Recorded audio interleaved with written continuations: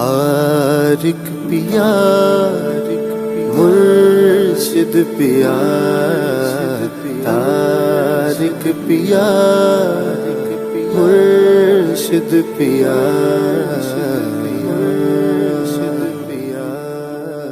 ये वो इल्म है, इल्मुल अदद, कि जिसके ज़रिए अल बैरूनी ने, क्या अल बैरूनी जो बहुत बड़ा साइंसदान गुजरे, उसने बड़ी बड़ी चीज़ें ईजाद की हैं, बड़ी बड़ी थ्योरियाँ पेश करी हैं इसी इल्म के ज़रिए। अल बैरूनी का मैं एक वाक़या तुम्हें सुनाऊँ। मियां हुज़ूर हम लोग बैठे हुए थे ऐसी, मियां हुज़ूर ने फरमाया कि इल्मुल अदद के बारे में तुम क्या जानते हो। मैंने कहा आप उसकी अहमियत बताएं। कह रहे हैं जिस तरीके से तुम रूहानी सफ़र पे चल रहे हो, जो तुम रूहानी इल्म सीख रहे हो, इसके साथ साथ इल्मुल अदद भी तुम्हारे लिए उतना ही ज़रूरी है। फिर मियां ने यह बताया कि एक दफ़ा का वाक़या है कि अल बैरूनी कोई सवाल हल करने की कोशिश कर रहा था, कोई गिरह खोलने की कोशिश कर रहा था। आई बात समझ में? तो वो सवाल जो था ना उससे हल नहीं हो रहा था। वो बड़ा शीशो पंज में था कि वो क्या करे, किस तरीके से करे। कहते हैं कि अल बैरूनी वो करते करते करते कोशिश करते करते सो गया।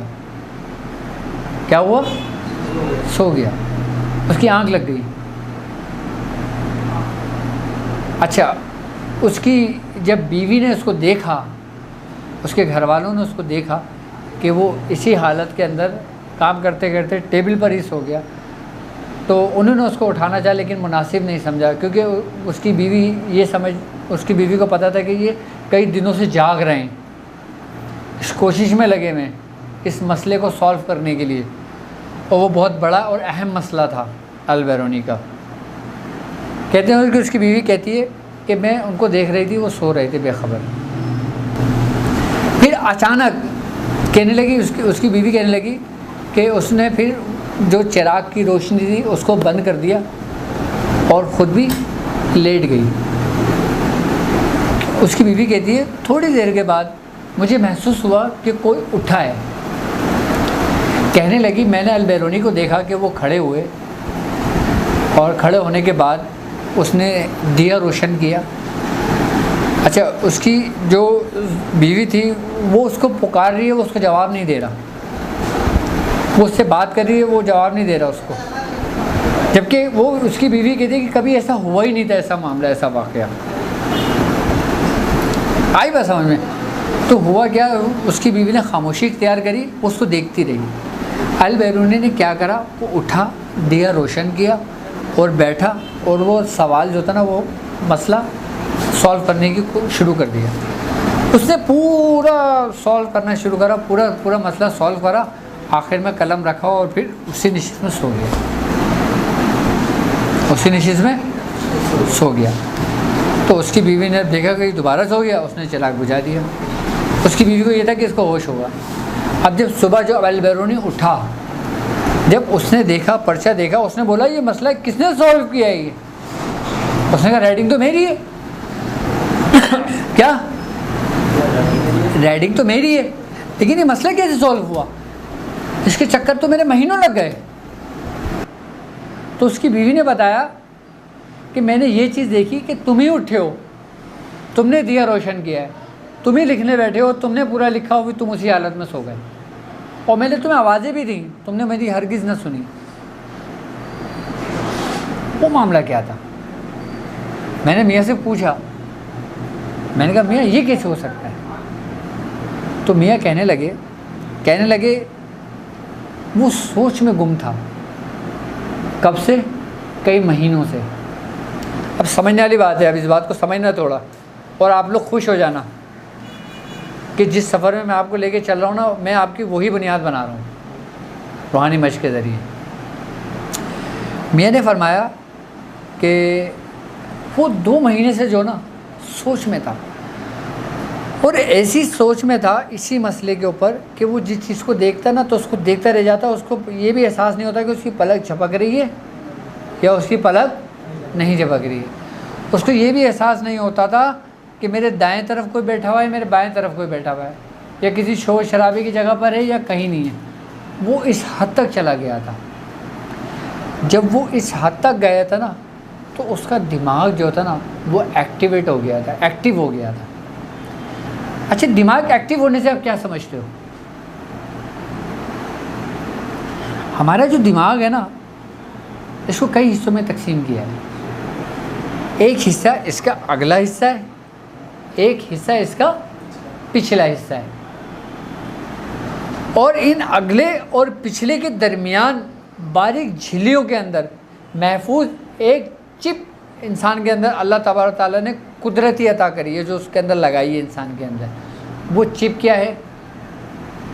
वो हराम मगज़ नहीं है, वो उम्मुल दिमाग है। क्या है? उम्मुल दिमाग के बारे में पढ़ा है तुमने कभी? ये वही उम्मुल दिमाग है जो इन दोनों दरमियानों के बीच के अंदर वाक़े है, मौजूद है, और इन झिल्लियों ने बाकायदा इसको अपने अंदर महफूज किया हुआ है। क्योंकि एक ऐसी हार्ड डिस्क मौजूद है इंसान के दिमाग के अंदर कि जिसके अंदर आपकी पैदाइश से लेकर आपकी मौत तक तमाम चीज़ें उसमें महफूज हैं। क्या है? किसमें महफूज है? उस हार्ड डिस्क के अंदर जो इंसान की अल्लाह ताला ने बनाई है, जिसको कहते हैं उम्मुल दिमाग। अच्छा, उम्मुल दिमाग आपका उस वक़्त तक एक्टिव नहीं होता कि जब तक आपकी सोच, आपकी तवज्जो, आपकी यकसुई में ऐसी तासीर पैदा नहीं हो जाती कि उसके अंदर से जो रेस निकले वो उम्मुल दिमाग को बाकायदा जगाती है। क्या करती है?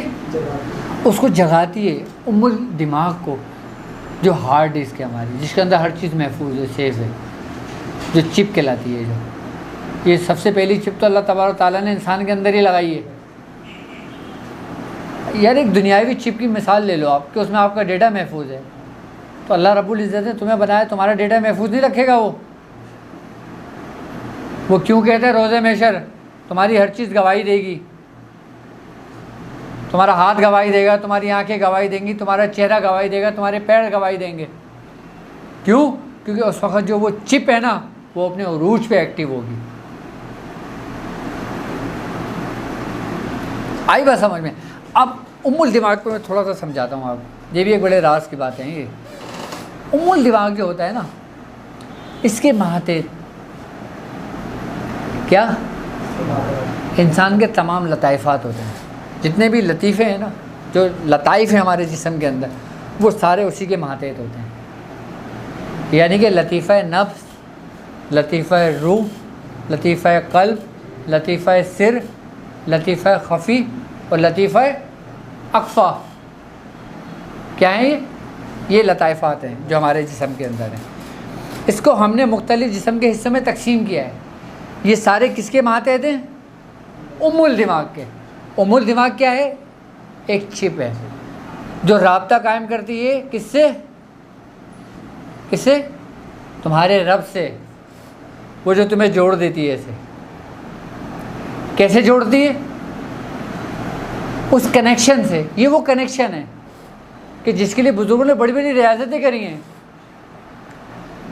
अच्छा, इन जो मैंने अभी लताइफ़ात का जिक्र किया है ना, हम इसकी निशिस्त करेंगे किसी दिन, और हम लतीफ़ा नफ्स से चलेंगे ताकि लोगों को लतीफ़ा नफ्स के बारे में और लताइफ़ात के बारे में इल्म हो, और फिर उसके ज़िक्र व अस्कार के ज़िक्र करेंगे, उसके बाद करेंगे ताकि उन किस लताइफ़ को किस ज़िक्र से किया जाता है।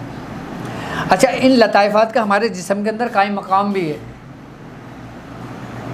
कि नफ्स का मकाम कहाँ पर है, लतीफ़ा क़ल्ब का मकाम कहाँ पर है, लतीफ़ा रूह का मकाम कहाँ पर है, लतीफ़ा सिर का मकाम कहाँ पर है, लतीफ़ा ख़फ़ी का मकाम कहाँ है, लतीफ़ा अक़फ़ा का मकाम कहाँ है, और वो मकाम कहाँ है कि जिसके बारे में अल्लाह ताला ने फरमाया था कि वकुल रब्बी अदखिलनी मुदखिला सिद्क़न व अखरिजी मुखरजा सिद्क़न व आजिल मिनल दुल सुल्तानन नसीरा, कि मेरे रब मुझे दाखिल कर, मुझे दाखिल करना सच्चा, और मुझे निकालना सच्चा।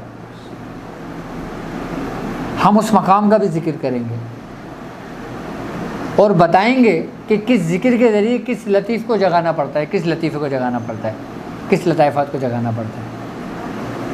अभी हम बात कर रहे हैं उम्मुल दिमाग पे। ये अचानक मेरे जहन में टॉपिक आ गया तो हम उस पर बात कर रहे हैं, लेकिन आपके लिए बड़ी मालूमाती चीज़ है ये वो चिप है जो हम जितनी भी कोशिशें कर रहे हैं, जितनी भी रूहानी मशक़ें कर रहे हैं ना, हम उस चिप को एक्टिव करने के लिए कर रहे हैं। आप कोई डिवाइस ख़रीदते हो तो सबसे पहले क्या करते हो, उसको अपलोड करते हो ना, इसको एक्टिव करते हो ना। एक्टिव करने के बाद फिर आप अपना डेटा उसमें डालते हो, उसके बाद वो चिप आपके काम आती है। और ये चिप तो कुदरती लगी हुई है आपके अंदर। इस चिप के मातहत तमाम लताइफ़ात हैं, इस चिप के मातहत तमाम तुम्हारी ज़िंदगी का दारोमदार है। तमाम रूहानियत की कुंजियाँ, तमाम रूहानियत के दरवाजे यहीं से खुलते हैं। हराम मगज़ जो होता है ना, वो भी इसी के मातहत होता है। किसके? उम्मुल दिमाग के। अच्छा, हमारे जिस्म के अंदर हराम मगज़ जो ना बहुत अहमियत का हामिल होता है। हराम मगज़ अगर हमारा ज़ाहिर है ना, तो उम्मुल दिमाग जो डिवाइस है वो उसका बातिन है। यानी कि ज़ाहिर और बातिन के जो मामलात हैं ना, वो अज़ल से चले और अब तक जाएंगे, एंड तक जाएंगे, इंतहा तक। अब हमारा दिमाग जब पैगाम देता है ना, तो हराम मगज़ उसको एक्सेप्ट करता है।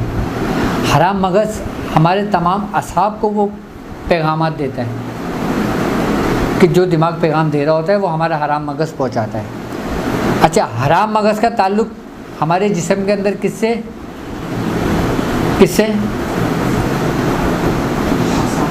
रीढ़ की हड्डी से,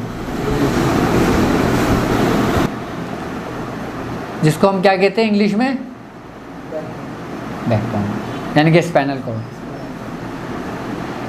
अच्छा, अब मज़े की बात समझो आप। हराम मगज़ का ताल्लुक़ किससे है? हमारी रीढ़ की हड्डी से। अब रीढ़ की हड्डी जो है ना, उसका जो लास्ट मकाम है, उसके अंदर ये समझने के एक मख्फी दुनिया मौजूद है, एक इसरार मौजूद है।